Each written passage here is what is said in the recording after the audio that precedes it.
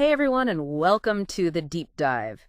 You know we love to get into all sorts of fascinating topics here, but today we're really switching gears. Kind of switching gears. We're going to be diving into some really intense stuff, extreme weather survival.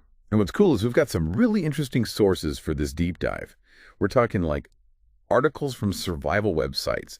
We've got seasoned adventurers sharing their stories on blog posts. We've even got some wilderness experts weighing in. It's going to be pretty wild. I know, I love it. It's like we're channeling our inner Bear Grylls or something. And you know, speaking of Bear Grylls, I think it's important to mention that our goal here isn't to turn everyone into like hardcore survivalist overnight. That's not the point of this deep dive. We're going to distill the key takeaways, the stuff that really matters from all these different sources, and hopefully provide you with, practical advice that you can use if you ever find yourself facing a weather emergency. Yeah. We want to give you actionable knowledge, not just like theoretical stuff that sounds cool, but you can't really use. I think of it as building like a mental toolkit that you can draw from, whether you're dealing with a power outage during a heat wave or, I don't know, navigating icy roads in a blizzard. Yeah.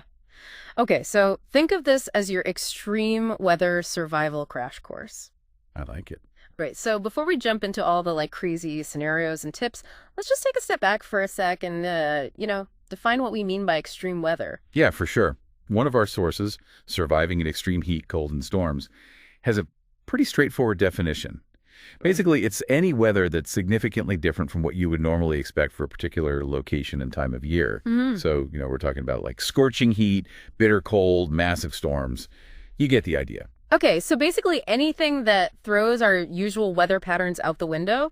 And it feels like with climate change and everything, those extreme events are becoming more and more frequent, wouldn't you say? Oh, absolutely. I mean, it's like it's impossible to ignore, right? Like we're seeing these hotter heat waves, these crazier storms, and the weather in general is just becoming way more unpredictable, like Mother Nature is upping the ante or something. Yeah, exactly. Which is why, having this knowledge is more important than ever. All right. So let's start by talking about those scorching heat waves. One of our sources, How to Survive Severe Heat, actually had a statistic that kind of blew my mind. A European heat wave back in 2003 resulted in something like 50,000 deaths. And get this, it caused 13 billion euros in damages. It's wild. Yeah, that's a stark reminder that extreme heat is a serious threat. It's not just about feeling a little bit sweaty. We're talking about potentially really serious health risks. Right. Exactly. So how do we stay safe during those super hot spells? Our sources have a ton of tips, and some of them were actually pretty surprising to me. I don't know about you. Oh, yeah, for sure. There's definitely the common sense stuff, like, trying to stay indoors during the hottest part of the day. But then there are these other strategies that I hadn't even thought of. Really interesting stuff that can actually make a big difference. All right, so let's start with like the most fundamental thing, and this is echoed in pretty much every source we looked at. Hydration is key. Like, seriously, water is your best friend during a heat wave. One source put it this way, and I'm just going to quote them directly here. Urine isn't clear.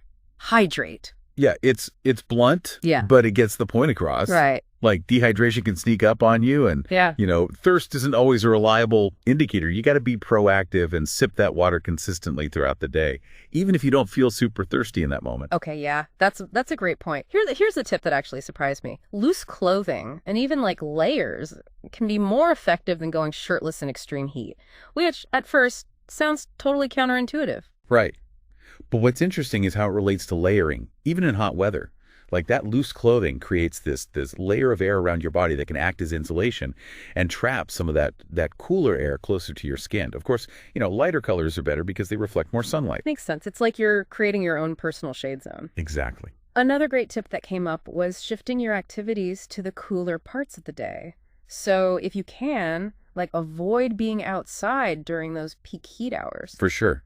Evenings and early mornings are your friends when it comes to beating the heat. Yeah. And if you absolutely have to be out during the hottest part of the day, think about seeking out one of those community cooling centers. Yeah. A lot of cities offer those, especially for folks who don't have access to air conditioning. Absolutely, yeah, because not everyone has the luxury of just chilling in an air-conditioned room during a heat wave. Mm-hmm. Those cooling centers are a crucial resource, especially for people who are more vulnerable to heat stress. For sure. Okay, so we've talked about heat waves, but what about the opposite end of the spectrum? What about when things get super cold? Brr, I'm getting chills just thinking about it. And one of the sources pointed out that extreme cold is kind of like a double whammy. You've got those localized injuries like frostbite where the tissue actually freezes, but then you've also got those systemic threats like hypothermia where your core body temperature drops really dangerously low. Right, and what's fascinating is that cold injuries exist on this whole spectrum of severity. Like how to survive extreme weather breaks it down from frost nip, which is like the mildest form, all the way to, full-blown frostbite. And the thing is, even those seemingly less serious cold injuries can have some pretty serious consequences if you don't treat them properly. No kidding. Yeah. I remember reading about trench foot, Yeah. which it's not even about freezing. It's more about like prolonged exposure to cold and wet conditions, and the complications that can come from that are no joke. Oh yeah. I mean, in extreme cases, you can even develop gangrene. Oh wow. Okay. Well, that's definitely a strong motivator to stay dry and warm. So Yeah. so what are some key tips for avoiding those cold weather woes? One source put it really bluntly. If your clothes get wet when you're out in the cold, get them off immediately. Like I know it sounds absolutely miserable to think about like stripping down when it's freezing outside, but trust me, it's a lot better than risking hypothermia or frostbite. Okay, yeah. Point taken. So besides staying dry, layering is key, right? What about like specific types of clothing? Yeah, you want fabrics that are good at wicking away moisture and providing insulation. Think like wool or synthetics instead of cotton, because cotton's the worst. It just soaks up moisture like a sponge, and it totally loses its insulating properties when it gets wet. And here's a tip that's really simple but often overlooked. Mittens are actually better than gloves for staying warm. Really? Why is that? Well, because when you put all your fingers together inside that mitten, it creates more shared body heat.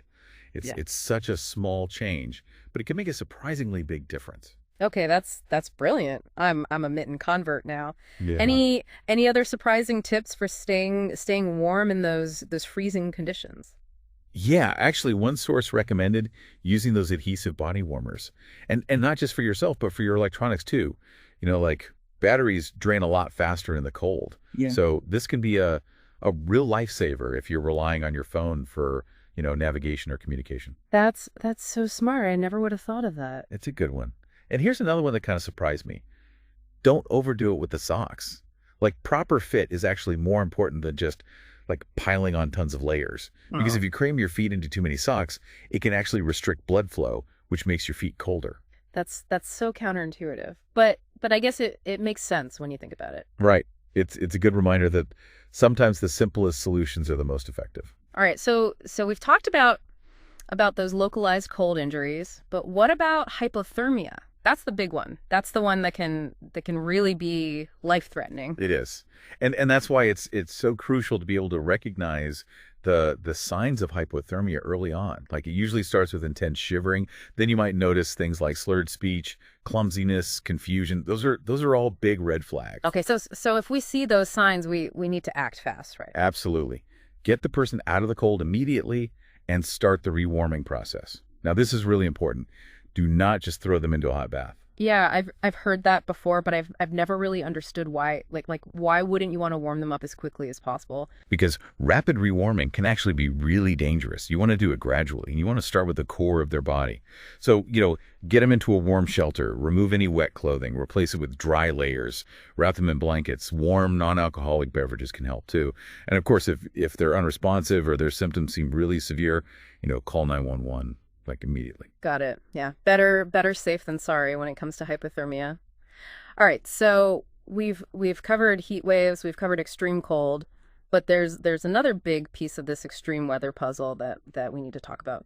Severe storms, hurricanes, tornadoes, blizzards, the whole shebang. And while each type of storm has its own unique considerations, there are some overarching steps you can take to prepare. Yeah. There's some overlap there for sure. Okay, so let's focus on those universal tips then. What are some of the most crucial things we can do to be ready for a severe storm of any kind? Well, preparing your home is a big one. So, insulating pipes to prevent them from freezing, reinforcing windows and doors so they can withstand high winds, Even something as simple as cleaning out your gutters can make a big difference in how well your home weathers a storm. Okay. So it's not just about reacting when the storm hits. It's about being proactive and minimizing the potential damage beforehand. What about like when a storm is on the horizon? What should we be doing in those crucial hours or days leading up to it? Having an emergency kit ready to go is absolutely essential.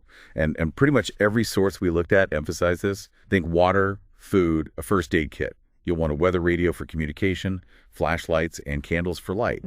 And maybe even a generator or portable power station so you can, keep those essential electronics running. Okay, so being self-sufficient for at least a few days is key. And I know knowing your evacuation routes is really important too. Absolutely. If an evacuation order comes down, you don't want to be scrambling trying to figure out where to go and how to get there. You need to know those routes like the back of your hand. Okay, so we've got prepping our home, having an emergency kit, knowing those evacuation routes, but there's another aspect of storm survival that I think is really important, and that's mental fortitude.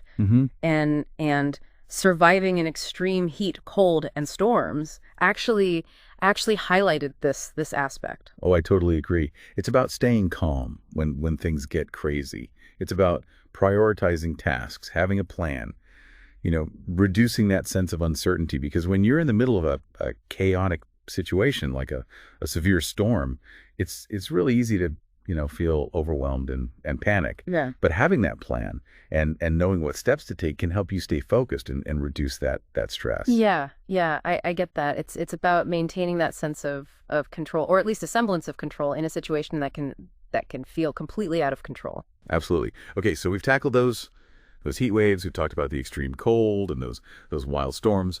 But now let's take a little detour into the wilderness, and we have some really cool insights from backpacking and outdoor survival articles. And this is where things get really interesting for those of you who love exploring the great outdoors. Right. I mean, maybe you're an avid hiker or camper, or maybe you live in an area where venturing out into the wilderness is just part of everyday life.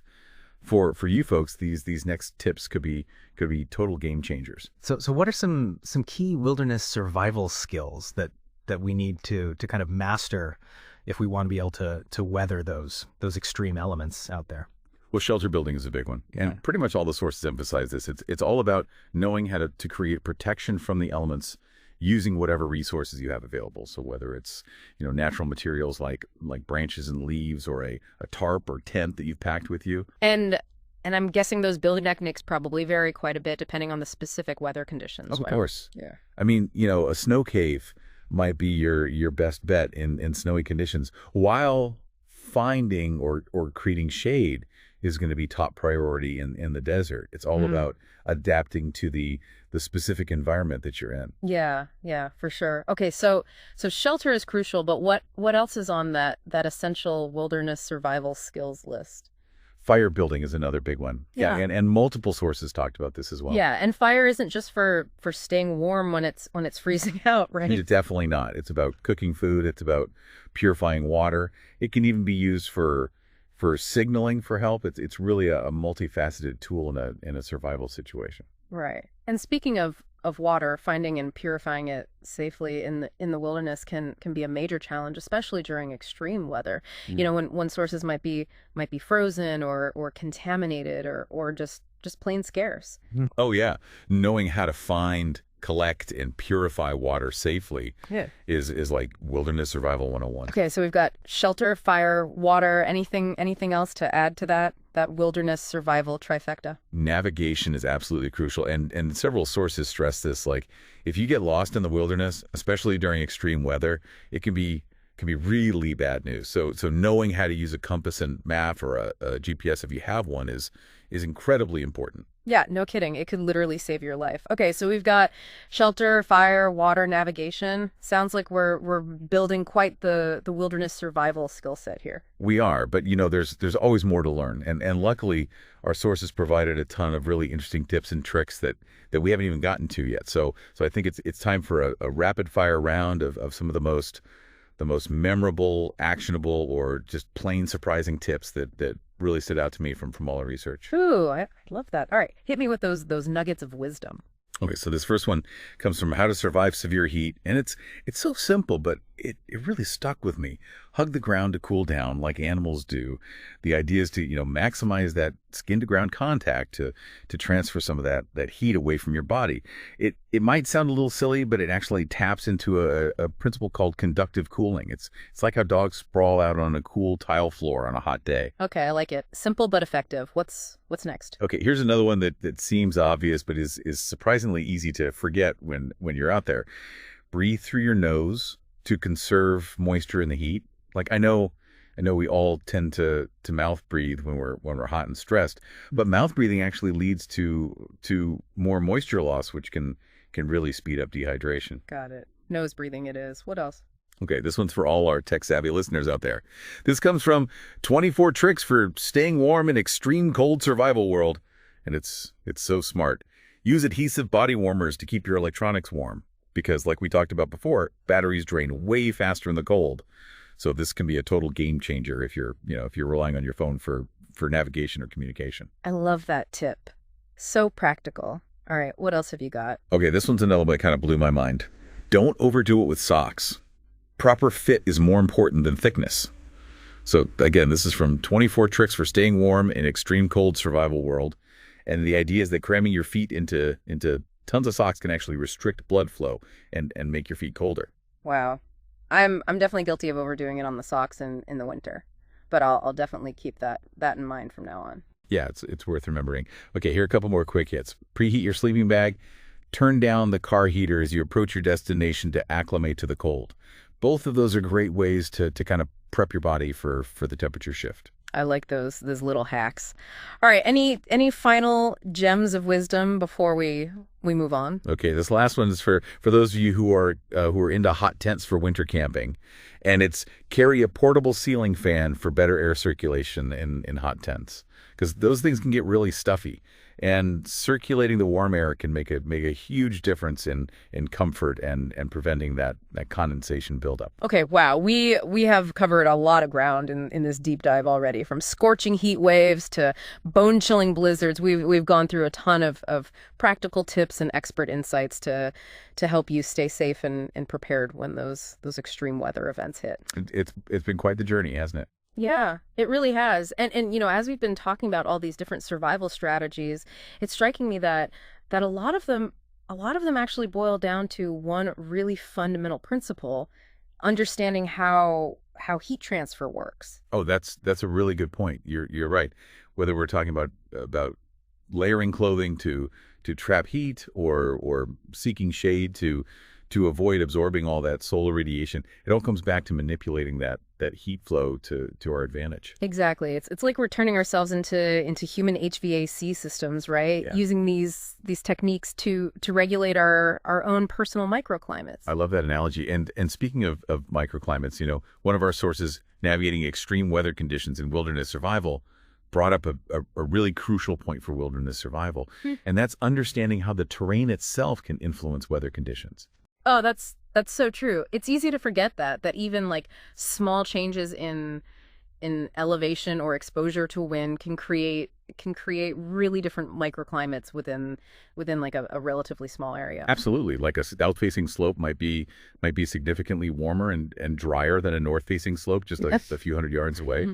Or, a valley might trap cold air, making it much colder than a nearby ridgetop. So being aware of those microclimates could actually be life-saving when you're trying to find shelter or decide where to set up camp in the wilderness. Exactly. It's all about making those informed decisions based on your understanding of the environment and how it interacts with those weather patterns. It's like we're constantly gathering these data points, right? Like observing the wind direction, the position of the sun, the features of the terrain, and then using that information to make those smart choices that could actually, impact our survival. It's almost like channeling our inner wilderness detectives. I love that. And it actually reminds me of another essential wilderness survival skill that we haven't really touched on yet. And that's observation, like several sources talked about the importance of being really, really aware of your surroundings, not just in terms of the weather patterns, but also for identifying potential, resources or hazards. Well, for sure, observation is such a crucial skill, and it's something that you can definitely hone with practice. The more you pay attention to the subtle cues in your environment, the better equipped you'll be to make those critical survival decisions. So what are some specific things that we should be looking for when we're in a wilderness survival situation? Surviving the elements. Essential skills for camping in extreme weather really emphasize being able to identify edible plants. Like knowing which ones are safe to eat and which ones to avoid could literally be the difference between nourishment and a very, very bad day. Oh yeah, that's a good point. And I'm guessing knowing how to use those plants for medicinal purposes could be just as valuable. Absolutely. Many plants have medicinal properties that can help treat all sorts of things, from minor cuts and scrapes to more serious ailments. Yeah, it's like we're tapping into that ancient wisdom, right? Rediscovering the knowledge that our ancestors relied on for survival. It's a powerful reminder that we're not as disconnected from nature as we might think. As we're talking about these wilderness survival skills, I'm realizing that there's a lot of overlap with prepping in general. Like a lot of the same principles apply whether we're facing a hurricane in an urban setting or a blizzard in the backcountry. I totally agree. Yeah. And that's what I find so fascinating about this whole topic. It's not just about acquiring a specific set of skills for a specific scenario. Mm-hmm. It's about developing this mindset of preparedness, this willingness to learn, adapt, and improvise when things get tough. Yeah. It's about cultivating that sense of self-reliance, knowing that you have the resources and the knowledge to kind of navigate whatever life throws your way. Precisely. And that's what's so empowering about prepping, right? It's not about living in fear. It's about taking control, being proactive, knowing that you can handle whatever comes your way. All right, so we've talked a lot about survival tips and strategies, but I want to circle back to something we mentioned earlier, emergency kits. Yeah. We both agree that having a wool-stocked kit is absolutely essential. But I'm curious, are there any specific items or considerations for wilderness survival kits? Because it seems like that would be a little bit different. Oh yeah, for sure. While those basic principles of emergency preparedness kind of apply across the board, there are some key differences between a kit that you'd keep in your home or your car for an urban emergency versus one that you would take with you out into the wilderness. Okay, yeah. So let's break that down. What are some of the absolute essentials for a wilderness survival kit? Well, a reliable shelter is top priority. So ideally, your kit should include a lightweight waterproof tent or tarp that can be easily set up in a variety of conditions. Yeah, okay. That makes sense. And I'm assuming a sleeping bag that's rated for the expected temperatures is a must-have as well. Of course. And don't forget about a sleeping pad for insulation from the ground. Yeah. Because that cold ground can sap your body heat incredibly quickly, even if you have a really, really warm sleeping bag. Yeah, right. Okay, shelter and warmth are definitely non-negotiables. What about some of those other essentials? Water is critical, and you need multiple ways to collect and purify it. So a portable water filter, water purification tablets, a metal container for boiling water. Those are all good options to have in your kit. Okay, so we've got the water purification angle covered. What about food? I imagine packing enough for like an extended stay in the wilderness could get pretty bulky. It can. So that's why you want to focus on lightweight, high-calorie foods that will provide sustained energy. So things like trail mix, energy bars, dried fruit, nuts. Those are all really good choices for your wilderness survival kit. Okay, and are there specific cooking tools that are essential for a wilderness kit? Yeah, a lightweight backpacking stove and a metal pot are must-haves. You'll need those for cooking food and boiling water. And of course, don't forget utensils and a way to light the stove. So matches, a lighter, or a fire starter. All right, so shelter, warmth, water, food, cooking, what else should we be adding to our wilderness survival checklist here? Navigation tools are absolutely critical. A compass Yeah. and a topographic map of the area that you're exploring are must-haves. If you're comfortable using a GPS or a smartphone app with offline maps, those can be incredibly valuable as well. Right, because like we said before, getting lost in the wilderness, especially when the weather's going haywire, can have some really, really bad consequences. Definitely. And speaking of potential danger, a well-stocked first aid kit is another non-negotiable for any wilderness survival kit. Okay, so what all should that kit include? Well, it should have everything you need to treat those common wilderness injuries. So cuts, scrapes, burns, blisters, sprains, strains, all that good stuff. Okay. And are there any specific medications that are especially important for a wilderness first aid kit? Yeah, pain relievers, antihistamines, antidiarrheal medication, antiseptic wipes are all good to have on hand. Yeah. And of course, if you take any prescription medications, make sure that you have an adequate supply of those in your kit as well. Okay, good point. So we've got navigation, first aid, medications, anything else we should be thinking about? One of the sources, building a survival kit for extreme weather adventures, stressed the importance of having a signaling device in your kit. Oh, right. That makes total sense. If you need to call for help, being able to signal rescuers could be absolutely crucial. Absolutely. So things like a whistle, a mirror for signaling, a brightly colored piece of cloth, those can all help you attract attention. And in a wilderness setting, knowing how to build a signal fire could be invaluable. For sure. A signal fire can be seen for miles, especially at night. Okay. So we've covered a lot of ground on wilderness survival kits. We've got the shelter, warmth, water, food, cooking, navigation, first aid, medications, signaling devices. Is there anything else that we should be considering? Must have wilderness survival gear for extreme weather. Yeah.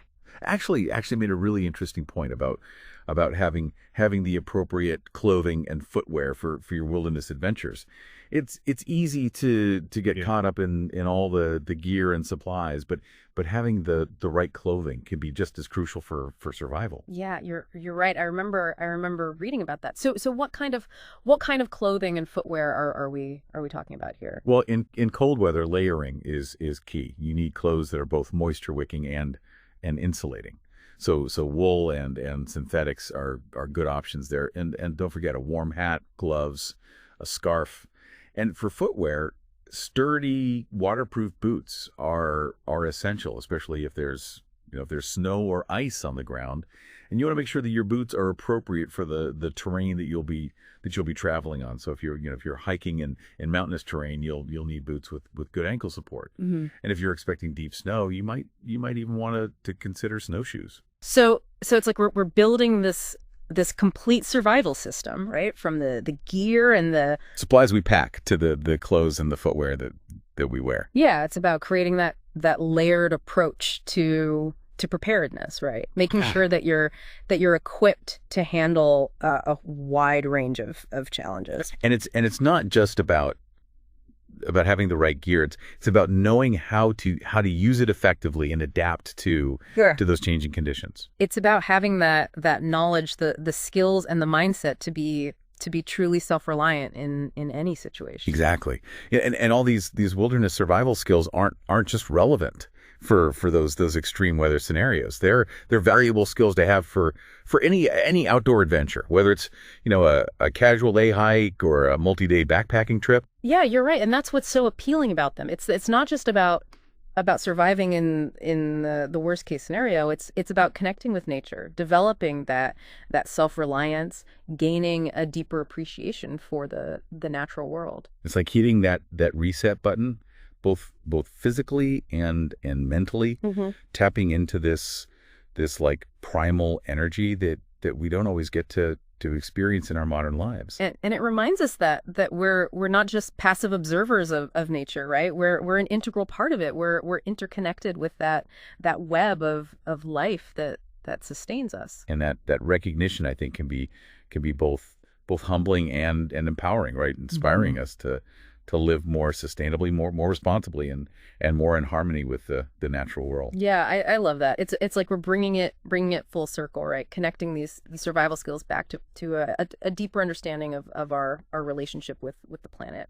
And that connection is so crucial, especially with climate change posing these such significant challenges to our way of life. Absolutely. The more we understand and appreciate the natural world, the more likely we are to take action to protect it. And that action can take so many forms, right? From making sustainable choices in our daily lives to advocating for policies that address the root causes of climate change. Yeah, it's about recognizing that our individual actions, however small they may seem, can collectively make a real difference. And it's about empowering ourselves with the knowledge and the skills so that we can be part of the solution, not the problem. So we've talked about some pretty heavy stuff, but I want to end this section on a lighter note. We've been discussing all these survival skills and techniques, but I'm curious, did you come across any like fun or quirky tips in your research? Oh, I'm so glad you asked that. I actually have a whole collection of these little nuggets of wisdom that I've been saving for just such an occasion. All right, let's hear them. Hit me with your best quirky survival tips. Okay, here's one that I found. I found both amusing and actually pretty practical. If you're lost in the woods and you need to find your way back to civilization, follow a stream downhill. Streams eventually lead to rivers, and rivers often lead to towns or cities. That's a great tip. It's like nature's built-in navigation system. Right. And here's another one that's particularly relevant for winter camping enthusiasts. Yeah. To prevent your boots from freezing overnight, put hot water bottles inside them. Oh, that's so clever. I've definitely struggled with frozen boots before. I'm totally trying that one. Yeah, it's a simple but effective trick. And here's one more that I found. I found both quirky and kind of practical. If you're hiking in bear country and you need to deter a bear, try throwing a handful of pebbles or small rocks at it. The noise and the distraction might be enough to scare it away. Okay, that one sounds a little less foolproof, but I guess it's worth a shot if you're in a pinch. Yeah, it's definitely not the primary method of bear deterrence. Yeah, but it's good to have a range of options in your arsenal. That's true. What else have you got? All right, here's one that I found both fascinating and a little bit gross. Yeah. If you're desperate for water in a survival situation, you can actually collect condensation from leaves by tying a plastic bag around a leafy branch overnight. Okay. That one's definitely for survival mode only, but I guess it's good to know that there are options, however unappetizing they might be. Right. It's all about being resourceful and adaptable, right? Yeah, for sure. All right, I think we've officially exhausted our supply of quirky survival tips, but it's been fun exploring those unconventional approaches to staying safe and prepared. Yeah, I completely agree. It's a good reminder that even in those most serious situations, there's always room for a little bit of humor and ingenuity. Absolutely, and it's that combination of knowledge, resourcefulness, and a positive attitude that's ultimately going to help us thrive no matter what challenges we face. I couldn't have said it better myself. All right, so we've talked about the power of community, mental fortitude, even touched on some of those bigger picture issues related to climate change. But let's circle back to something more concrete. Education and awareness. We've been focusing a lot on skills and strategies, but knowledge is power, right? And the more we understand about extreme weather, the better prepared we'll be. You're absolutely right. We've been deep diving into these specific skills and strategies, but understanding those fundamentals of extreme weather is crucial. It's like learning the rules of the game before you step onto the field. Okay, so what are some of the key things that everyone should know about extreme weather? Where do we even begin? Well, a great starting point is understanding the specific risks for your location. So do you live in an area that's prone to hurricanes, tornadoes, blizzards, heat waves? What are the historical weather patterns in your region? Yeah, right. Because those are the events that you're most likely to encounter. So it makes sense to kind of focus your preparedness efforts on those specific threats. Exactly. Once you've got a good handle on the risks, you can start developing a plan for how you would respond to each scenario. Okay, so risk assessment and planning are key. What else should we be aware of? Understanding the science behind extreme weather is also really important. So, how does it form? What factors influence its intensity and duration? Right. Because that knowledge can help us make smarter decisions about when to take shelter, when to evacuate, how to stay safe in those critical moments. For sure. And it also helps us grasp the connection between climate change and extreme weather, which can inspire us to take action to reduce our environmental impact. Okay, so we've got risk assessment, planning, understanding the science behind extreme weather. It sounds like we need to hit the books. Are there any specific resources or organizations that you'd recommend for getting this knowledge? Yeah, absolutely. There's a wealth of information available online and in libraries. The National Weather Service, the Red Cross, FEMA, they all have excellent websites that are packed with resources on extreme weather preparedness. Those are great starting points. I'm also thinking that local emergency management agencies and community organizations might offer workshops or training sessions on extreme weather preparedness. Exactly. It's always worth reaching out to those local organizations to see what resources they offer. They're often the best source for information that's tailored to your specific region. Okay, so we've covered risk assessment, planning, understanding the science, finding those reliable resources. What else can we do to kind of raise awareness and educate ourselves and our communities about these issues? One of the sources, Surviving Extreme Weather, Tips for Cold, Heat, and Stormy Conditions, stressed the importance of simply having conversations about extreme weather with our families, our friends, our neighbors. Oh, that's such a good point. It's easy to assume that everyone kind of knows the basics of extreme weather preparedness, but that's not always the case. Right. And those conversations can be incredibly valuable. You can share knowledge, dispel myths, and help create a more prepared and resilient community just by talking about these things. Yeah, it's about fostering that culture of preparedness where everyone feels empowered to take action and support one another. And it's about recognizing that extreme weather isn't just a personal challenge. It's a collective one that requires, collaboration, innovation, and a shared commitment to sustainability. It's striking me how much emphasis our sources placed on the mental and emotional aspects of extreme weather survival. We've talked about staying calm under pressure, maintaining a positive attitude, cultivating a growth mindset. It seems like those inner resources are just as important as all those external preparations. Oh, absolutely. We can have all the gear and the skills in the world, but if we panic or freeze up when disaster strikes, it's not going to do us much good. So yeah, cultivating that mental resilience is absolutely essential for navigating these situations. Okay, so let's dive into that a little bit deeper. What does mental resilience actually look like in a real world survival situation? Like paint me a picture. Yeah. Okay. Imagine you're out hiking, and suddenly you find yourself caught in a blizzard. The visibility drops, the temperature plummets, and you realize that you're completely disoriented. It would be so easy to let fear and panic take over in that situation. Yeah, I can definitely see that happening. It would be terrifying. It would, but someone with strong mental resilience would be able to acknowledge those feelings of fear without letting them, dictate their actions. Yeah. They would tap into their problem solving skills. They would assess the situation, and they would focus on those practical steps to ensure their safety. So it's about maintaining that clear head and taking action even when everything feels chaotic and uncertain. Exactly. And that calmness doesn't come from ignoring or suppressing those difficult emotions. It comes from acknowledging them, allowing yourself to feel them, and then choosing to respond in a way that supports your survival. Okay, yeah, that makes sense.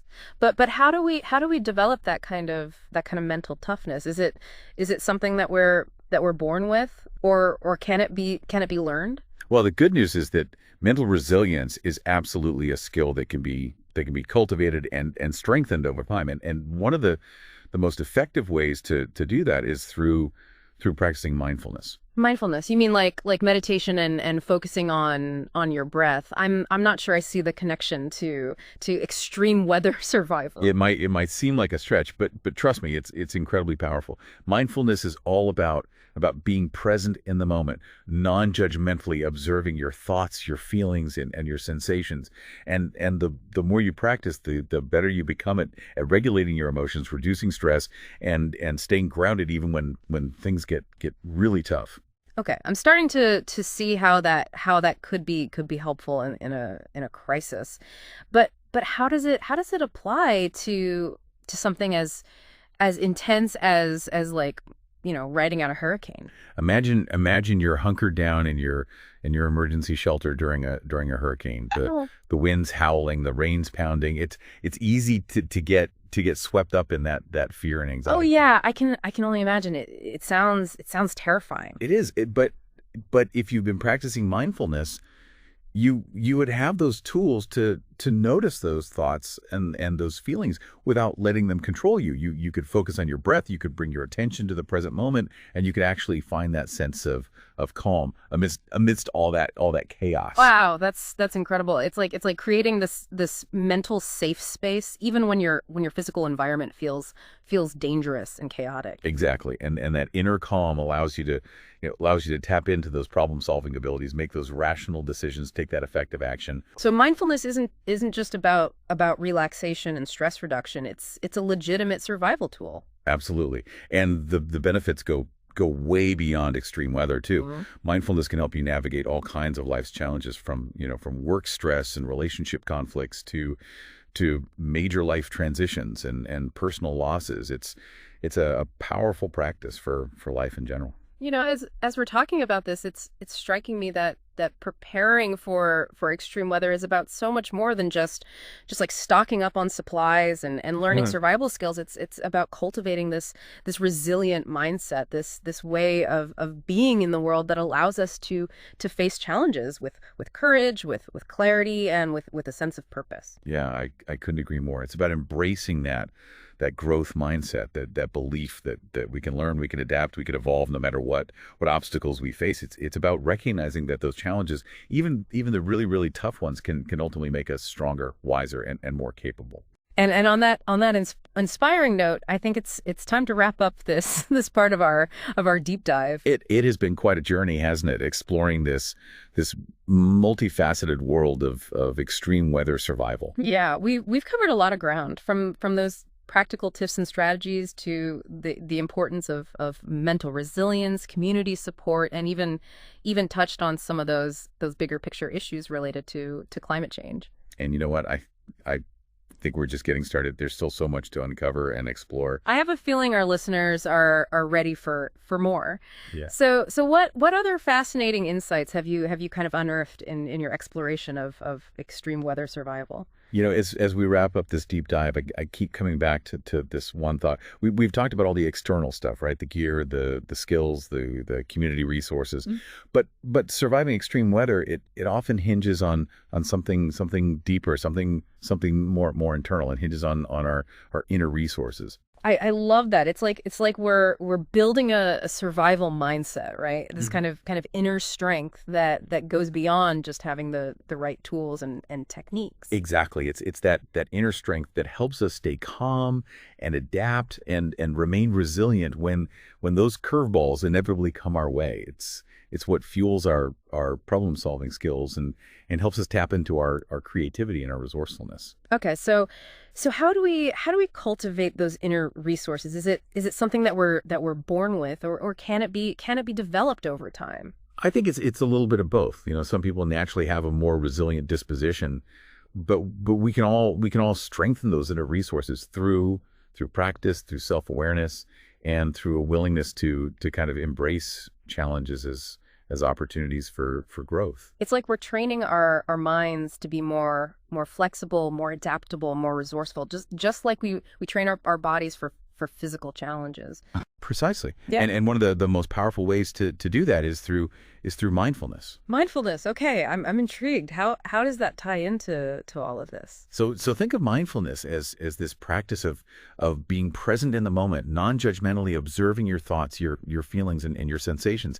And when we practice mindfulness regularly, we develop this greater sense of self-awareness, of emotional regulation, and yes, of resilience. Okay, I can see how that could be incredibly valuable in a stressful situation like a natural disaster. But can you give me a concrete example of how mindfulness could help in say a hurricane? Okay, imagine you're in your emergency shelter. Yeah. And the hurricane is raging outside.